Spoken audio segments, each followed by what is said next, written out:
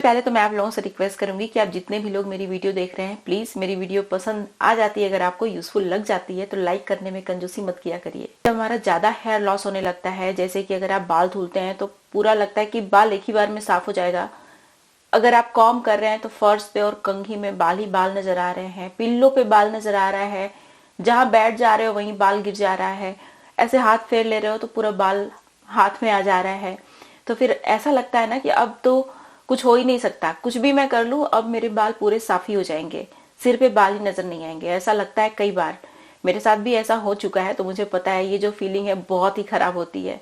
ऐसा लगता है कि सिर पे बाल ही नहीं बचेंगे। फिर किसी के लंबे घने बाल आप देखते हो तो आपके मन में बाल का लालच उत्पन्न हो जाता है ना, कि अरे काश मेरे भी बाल ऐसे होते।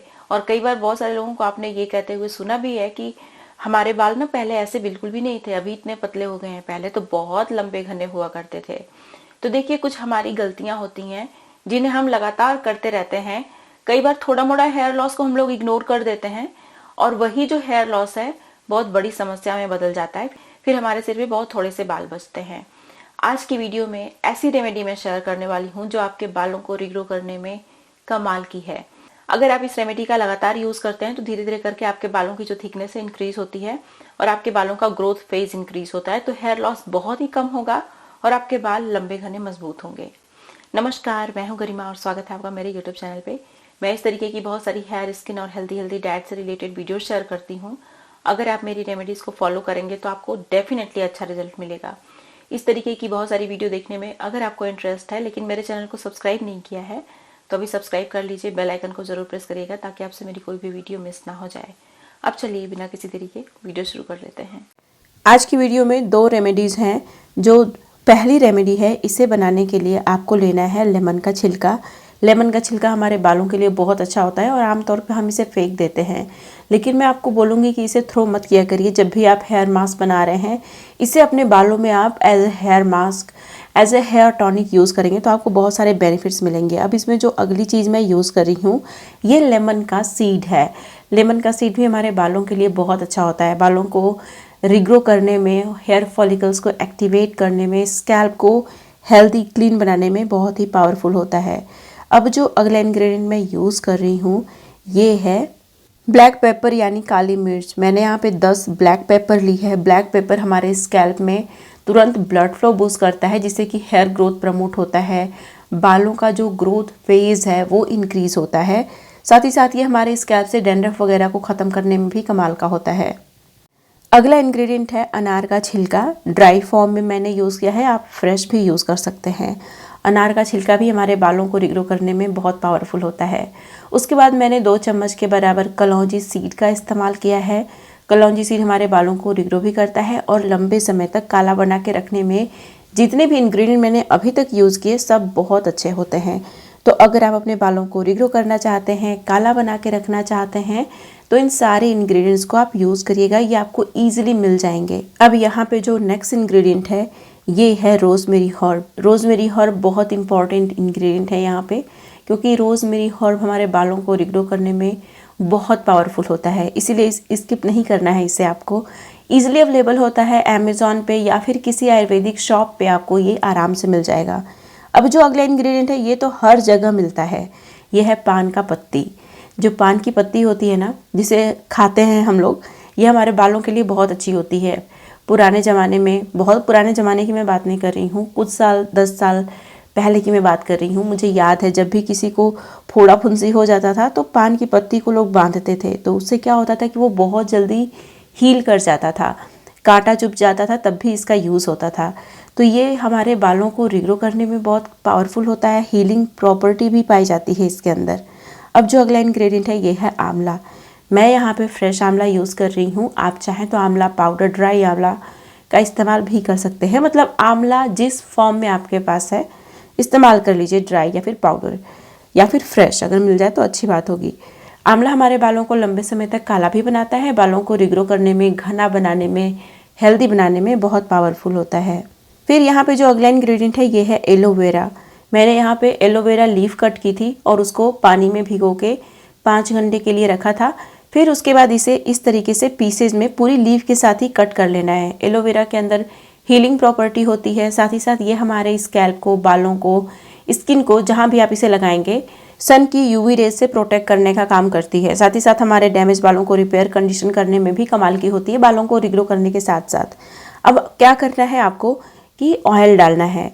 सारी चीज़ों को ग्राइंडर में डालने के बाद आपको इसमें ऑयल डालना है। बेसिकली इसका पेस्ट बनाने के लिए आपको पानी नहीं यूज़ करना, आपको ऑयल यूज़ करना है। मैं यहाँ पे कोकोनट ऑयल का इस्तेमाल कर रही हूँ, आप किसी भी ऑयल का यूज़ कर सकते हैं, जैसे कि सरसों का तेल हो गया, या फिर तिल का तेल हो गया, फ्लैक्स सीड का तेल हो गया, जैतून का तेल हो गया, आलमंड ऑयल हो गया। मतलब जो भी ऑयल 100% प्योर है उसे इसमें ऐड करिए और उसी की मदद से बहुत ही अच्छा सा पेस्ट बना लीजिए। पेस्ट बनाने के लिए हमें पानी का इस्तेमाल नहीं करना है और पेस्ट बनाना ही है, तो इसीलिए आपको ऑयल की मदद से ही पेस्ट बनाना है।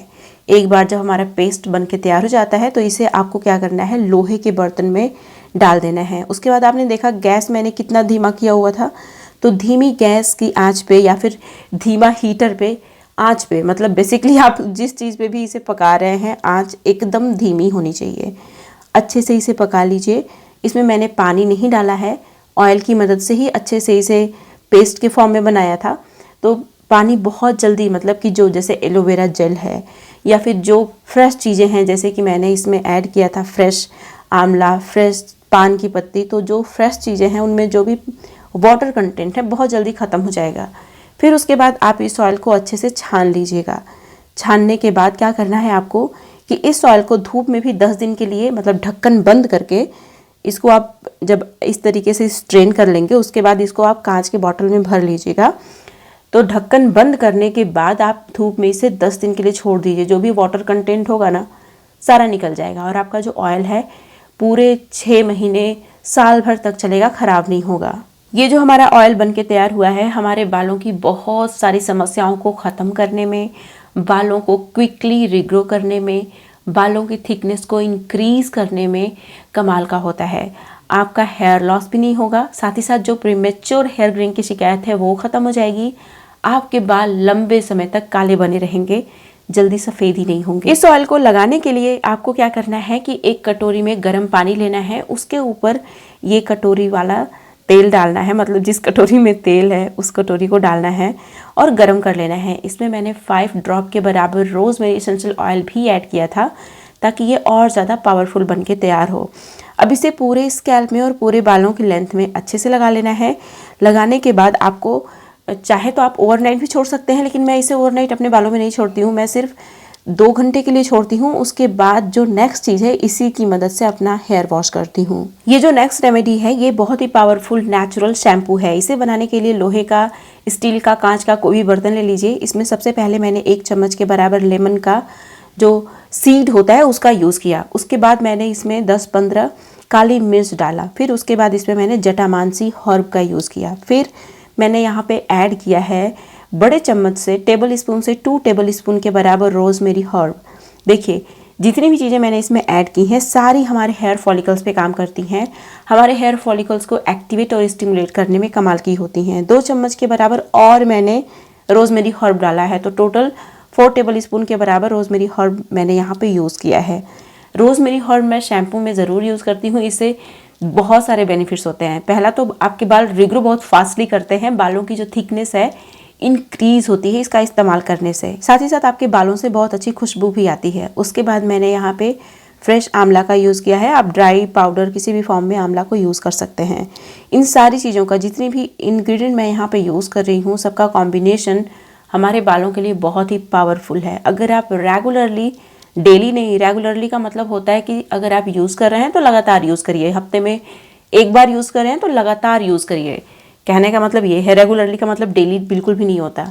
तो जैसे शैम्पू हो गया, तो शैम्पू मैं हफ्ते में सिर्फ 1 बार यूज़ करती हूँ, तो ये जो रेमेडी है हफ्ते में सिर्फ 1 बार ही यूज़ करती हूँ, लेकिन हमेशा यूज़ करती हूँ और हमेशा मैं आप लोगों के साथ शेयर भी करती हूँ। हालांकि शैम्पू बनाने में कुछ इंग्रेडिएंट तो सेम यूज़ होते हैं, लेकिन कुछ जो चीज़ें हैं वो अलग होती हैं। अगर आप इसी तरीके से अपने बालों का बहुत अच्छे से ख्याल रखते हैं तो आपके बालों में जो चेंजेस होंगे ना वो आपको दिखेंगे। उसके बाद कलौंजी सीड भी मैंने यहाँ पे यूज़ की, जो कि बहुत इंपॉर्टेंट है आपके बालों को काला और घना बनाने में। इससे बेहतर आपको कुछ और नहीं मिलेगा और ईजिली अवेलेबल भी होता है, सबसे अच्छी बात इसकी ये है। फिर मैंने यहाँ पे शिकाकाई पॉड यूज़ किया है, आप चाहें तो शिकाकाई पाउडर का इस्तेमाल भी कर सकते हैं। शिकाकाई हमारे बालों को बहुत ही अच्छे से क्लीन करती है, माइल्ड क्लींजर भी होती है और एक्सफोलिएटर भी होती है, तो ये हमारे स्कैल्प को भी बहुत हेल्दी बनाती है। साथ ही साथ जो बालों का पिगमेंट है इसको रिस्टोर करने में भी ये कमाल की होती है। फिर मैंने यहाँ पे रीठा यूज़ किया है, जैसे कि आप देख सकते हैं कम से कम 15-20 रीठा मैंने यूज़ किया है यहाँ पे, क्योंकि मैं जब भी ऑयलिंग करती हूँ तो अच्छी खासी ऑयलिंग कर लेती हूँ, तो इतने रीठे लग जाते हैं बालों को अच्छे से क्लीन करने में। तो आपको इतनी चीज़ें तो डेफिनेटली यूज़ करनी है। अब बारी आती है इसको टेक्सचर देने की, क्योंकि देखिए अगर आप सिर्फ इतनी ही चीज़ों का यूज़ करेंगे तो आपका जो शैम्पू है एकदम पानी जैसा बन के तैयार होगा। तो कंसिस्टेंसी लाने के लिए, इसको टेक्सचर देने के लिए इसमें आपको फेनुग्रीक सीड तो डेफिनेटली यूज़ करना होगा। फेनुग्रीक सीड हमारे बालों के लिए बहुत अच्छी होती है, स्पेशली जब आप इस तरीके से इस कॉम्बिनेशन में फेनुग्रीक सीड को यूज़ करते हैं तो ये बहुत ही अच्छे से आपके बालों में काम करती है। तो ये जो शैम्पू बन के तैयार होने वाला है ये आपके बालों को रिग्रो भी करेगा, at the same time condition भी करेगा। इसमें मैंने पानी डाला, अब इसे ओवरनाइट भिगो के आपको छोड़ देना है। नेक्स्ट मॉर्निंग आप देखिए पानी का कलर चेंज हो गया है, सारे इंग्रेडिएंट बहुत अच्छे से एक्टिवेट हो चुके हैं। तो अब हमें क्या करना है, इन सारी चीज़ों को ग्राइंडर में डालना है, बहुत ही अच्छे से ग्राइंड करके बारीक साइज का पेस्ट बना लेना है। जैसे कि आप देख सकते हैं अभी इसका बहुत ही अच्छा सा पेस्ट बन के तैयार हो गया है। तो अब हमें क्या करना है, इसे मसलिन क्लॉथ की हेल्प से अच्छे से स्ट्रेन कर लेना है। मसलिन क्लॉथ की हेल्प से जब आप स्ट्रेन करते हैं तो मशक्क़त तो थोड़ी सी लगती है, बहुत मेहनत लगती है, लेकिन जो रिज़ल्ट आपके बालों में मिलता है फिर वो और किसी मेहनत से नहीं मिलेगा। बिना मेहनत के कुछ हासिल भी नहीं होता, ये भी आप कहावत सुने होंगे। तो अगर कुछ पाना है तो मेहनत तो करना ही पड़ेगा। अच्छे बाल चाहिए तो उसके लिए भी आपको मेहनत करना पड़ेगा। जैसे कि आप देख सकते हैं हमारा शैम्पू बन के तैयार हो गया है।